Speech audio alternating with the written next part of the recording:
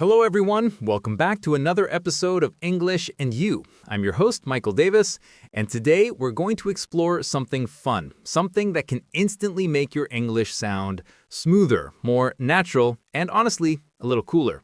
We're going to talk about idioms. You've probably heard them in movies, in songs, or maybe even when native speakers talk. Idioms are those beautiful little expressions that don't always mean what they say. They add flavor to your language, make you sound confident, and help you express ideas in more creative ways. Now, before we dive in, I want you to relax and imagine you're sitting in a cozy cafe, maybe sipping your favorite drink, and we're just having a friendly chat about English. Because that's what we do here. We don't rush, we take it slow, we understand each word, and we make learning enjoyable. All right, so today we're going to learn 5 idioms that will make you sound effortlessly cool when you speak English. I'll explain what each one means, how to use it naturally, and we'll look at examples and even a few little stories or scenarios to help you remember them better. Let's begin. The first idiom we're going to look at is hit the nail on the head. This idiom means to describe exactly what's causing a situation or problem. You use it when someone says something that's completely right or perfectly accurate. Imagine you and your friend are discussing why your group project didn't go well. Everyone's sharing their opinions. Some say it was bad timing. Some say the topic was too difficult. Then one person says, "I think the problem was that no one communicated properly." And suddenly, everyone agrees. That person just hit the nail on the head. It's a way of saying, yes, that's exactly the problem. You got it right. You can use it like this. When Sarah said we should focus on teamwork instead of individual tasks, she really hit the nail on the head. Or another example. When my teacher explained why my essay didn't flow well, she hit the nail on the head. It was exactly what I needed to hear. This idiom can also be used in casual conversations. Imagine your friend says, "I think you're tired because you've been overworking yourself lately." And you reply, "You hit the nail on the head. I've barely slept this week." It sounds natural, it sounds friendly, and it shows appreciation for someone's accuracy. Now, idioms are not just about memorizing words. They're about feeling the expression. When you say hit the nail on the head, you can even picture a hammer hitting the top of a nail perfectly, precise, accurate, and right on target. That's exactly what the idiom means. Moving on to the next one, another really cool idiom is bite the bullet. To bite the bullet means to face something difficult or unpleasant that you've been avoiding. It's about having courage even when you don't really want to do something. Let's imagine this. You've been putting off going to the dentist because you're scared of the drill.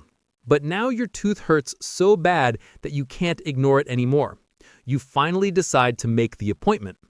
That's when you say, "I guess I'll just have to bite the bullet and go to the dentist." You're accepting that something unpleasant needs to be done, and you're doing it bravely. It's an idiom that makes you sound strong and mature. Here's another example. "I didn't want to ask my boss for a raise, but I knew I deserved it, so I bit the bullet and talked to her."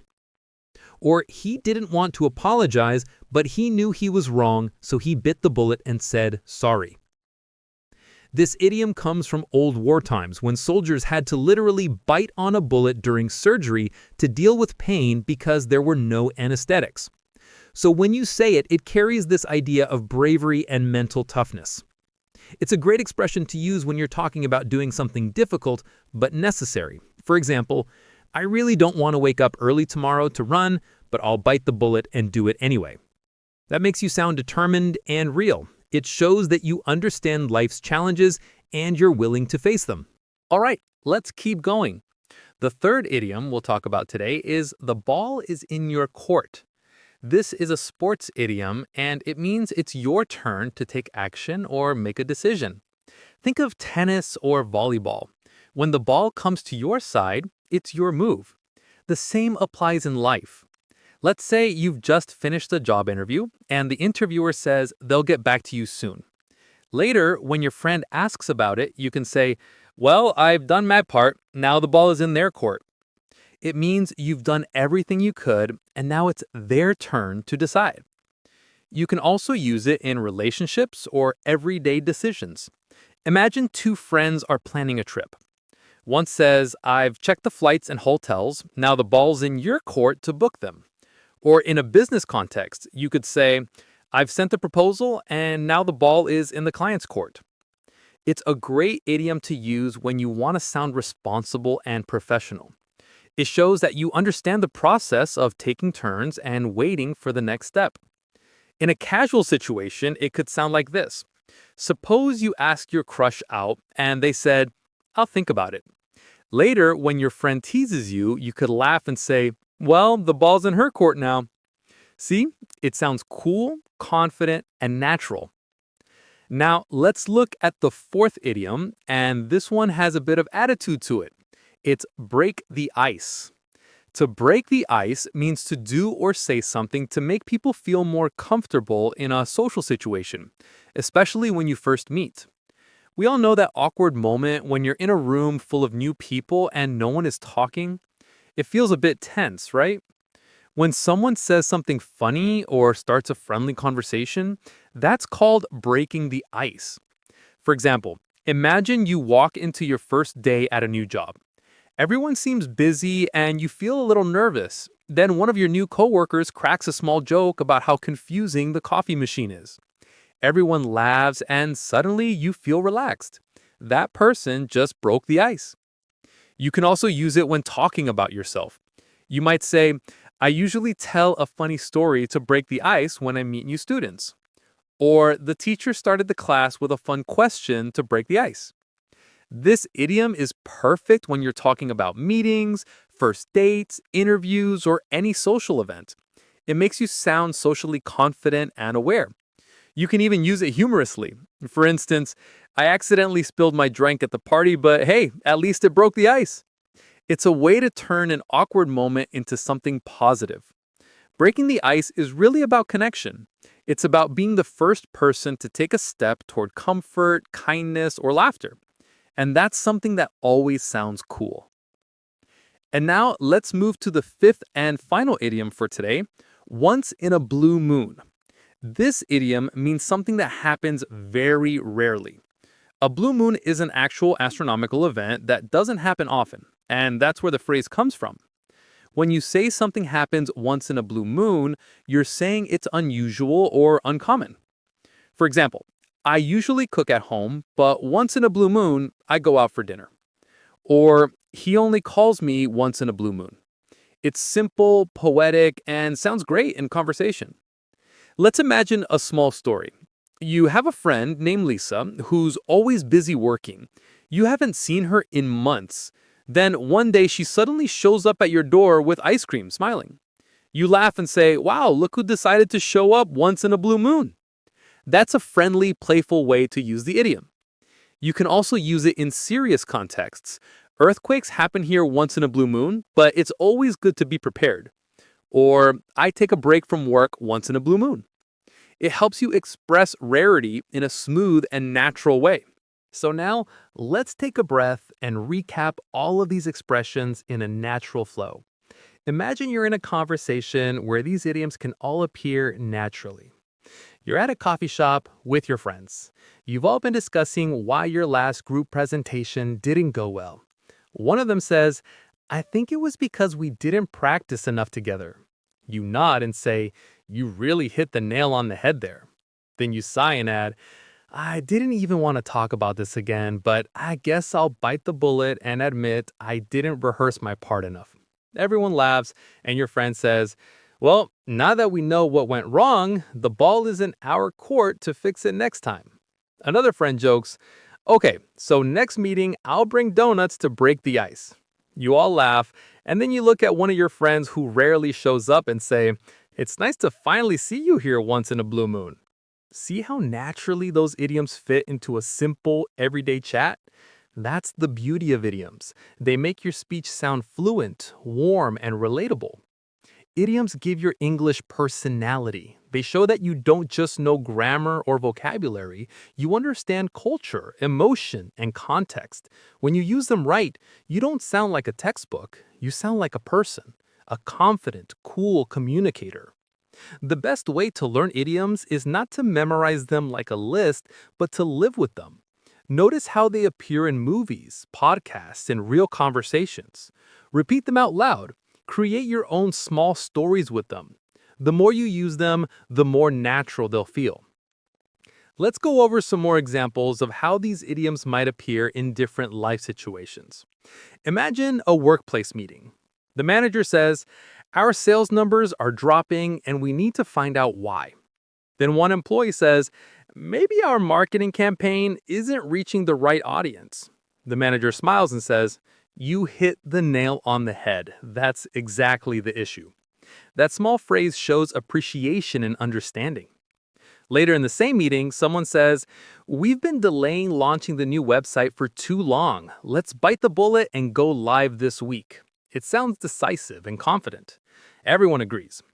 Then the manager says, "Okay, we've made our decisions. Now the ball is in the design team's court to make it happen now."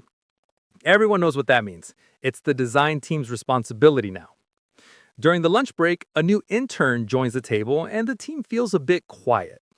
One of them tells a funny story about how they spilled coffee on their boss once. Everyone laughs. The new intern smiles and relaxes. Someone says, "Well, that definitely broke the ice." Later that day, one of the older employees says, "I only stay late at the office once in a blue moon." Everyone laughs again. These little expressions make English dynamic and real. Here's another situation. Imagine a couple, Emma and Tom. Emma tells Tom, "You never cook." Tom laughs and says, "That's not true. I cook once in a blue moon." Emma smirks and replies, "Yeah, and the last time was when dinosaurs walked the earth." They both laugh. That's how idioms make conversations fun and relatable. Now imagine another setting, maybe a classroom. A student says to the teacher, "I think I failed my test because I didn't study the right topics." The teacher smiles and says, "You hit the nail on the head. You focused on memorizing details instead of understanding concepts." Then the student says, "I guess I'll bite the bullet and start studying differently." That small expression shows growth and maturity. Idioms like these can be used in serious talks and lighthearted moments, or even in professional meetings. They add emotion and authenticity. Let's talk a bit about how you can practice them in your daily life. One method is shadowing, listening to a native speaker or even a movie scene and repeating what they say. Try saying the idiom out loud with the same tone and rhythm. For example, when you say "you hit the nail on the head," emphasize the words "hit" and "head." It gives the phrase energy. When you say "bite the bullet," imagine you're making a firm decision. You can even slightly tighten your jaw as you say it. For "the ball is in your court," think of a calm, confident tone. It's not rushed or emotional. "Break the ice" is friendly, so smile a little as you say it.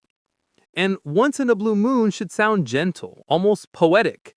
Stretch the word "moon" just a bit, like you're admiring something rare. Language is not just about the words. It's about how you say them, how you feel them. When you combine meaning, tone, and body language, your speech becomes powerful. Let's continue with one more extended conversation example so you can hear how these idioms naturally flow. Imagine three friends, Alex, Maria, and Jason, are sitting at a cafe. Alex says, "I can't believe we haven't hung out in months." Maria laughs and says, "Yeah, once in a blue moon we actually managed to meet." Jason nods and true. "So what have you guys been up to?"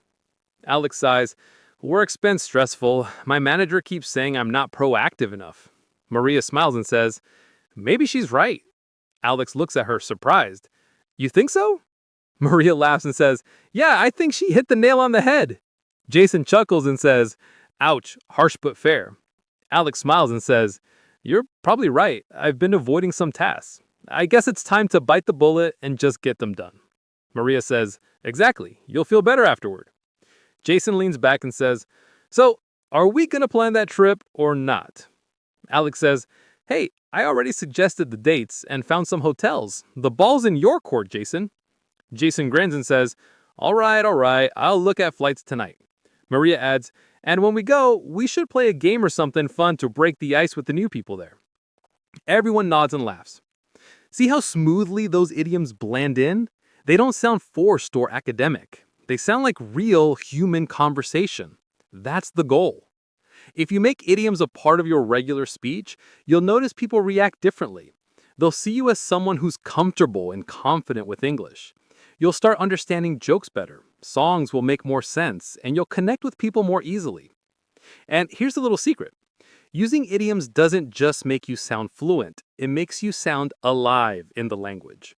Because every idiom has a story behind it. When you use one, you're not just repeating words, you're carrying a piece of culture, humor, and emotion. So, my challenge for you today is simple. Try using one of these idioms in your next English conversation. Maybe you'll hit the nail on the head with your timing. Or maybe you'll bite the bullet and speak up even if you feel shy. Maybe you'll find that the ball is in your court to take that next step in learning. And if you meet someone new, go ahead and break the ice. Who knows, maybe moments like that happen only once in a blue moon. That's all for today's episode. Thank you so much for joining me, and I hope you learned something that not only improves your English, but also makes you feel more confident when you speak. Remember, learning English isn't just about grammar or vocabulary. It's about expression, connection, and personality. And idioms are one of the best ways to bring all of that together. This is Michael Davis, and you've been listening to English and You.